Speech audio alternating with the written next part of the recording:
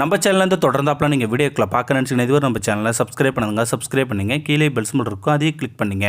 சரி, வாங்க நம்ம வீடியோக்குள்ளே போகலாம். வணக்கம் நண்பர்களே. புருஷன் செத்துட்டான், பொட்ட புள்ளையை காப்பாற்ற புளிய மரத்தில் நைட்டு டிஃபன் கடை போட்டால் இளம் வயது பிரியா. கடை போட்ட அன்றைக்கே ஒரு போலீஸ்காரன் வந்தான். பர்மிஷன் யார்கிட்ட கேட்ட? மிட் நைட் ஆச்சுல்ல, கடையை சாத்துன்னு ஏதாவது சொல்லிவிட்டு தினமும் பொய் சொல்லிவிட்டு ஓசியில் தின்னுட்டு வயிறு முட்டை திம்பான் அந்த போலீஸ்காரன். பணம் கொடுத்து சாப்பிடுவர்கள் இன்னும் ஒரு தோசை எக்ஸ்ட்ரா சாப்பிட மாட்டார்களே என ஏக்கமாக இருக்கும் எனக்கு. அவர்களுக்கு பார்த்து பார்த்து பரிமாறுவள் பிரியா. ஆனால் இந்த ஓசி போலீஸ் ஒரு தோசை குறைவாக சாப்பிட மாட்டானா என நினைத்தாள்.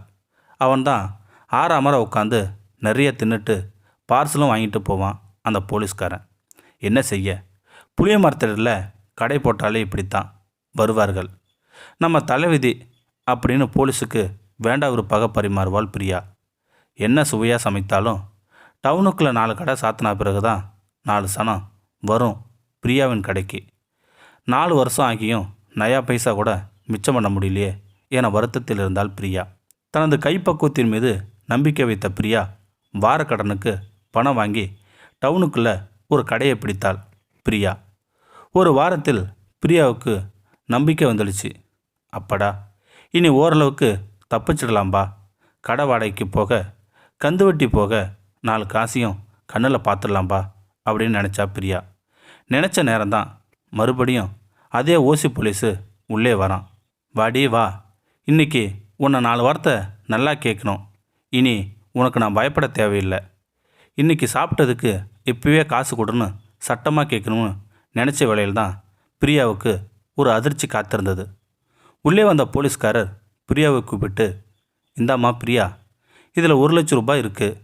4 வருஷம் நான் உன் புளிய மரத்து கடையில் சாப்பிட்டதுக்கான பில்லு என்று சொன்னார் அந்த போலீஸ்காரர். உன் புருஷன் என்னோட படித்தவன் தான் புருஷன் இல்லாமல் அந்த நைட்டு நேரம் நீ அந்த இடத்துல வியாபாரம் பண்ணுறது எவ்வளோ ரிஸ்க்கு என தெரிஞ்சதுனால்தான் உன்னோட பாதுகாப்புக்கு தான் நான் தினமும் அங்கே வந்தேன். ஓசியில் சாப்பிட்டேன்.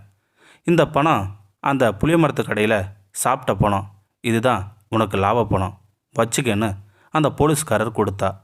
பிரியாவுக்கு ஒரு நிமிடம் என்ன சொல்கிறதுனே தெரியல. கண்களுக்கு நனைந்தன, தொண்டை தண்ணி வற்றி போச்சு. கடைசியில் பிரியா சொன்னான், வாங்கண்ணே சாப்பிடுங்க என்று சொன்னாள். வாழ்க்கையில் நமக்கு வர வேண்டியது வந்தே தீரும்.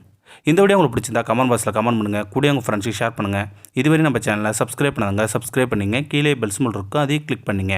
தேங்க்யூ ஃபார் வாட்சிங்.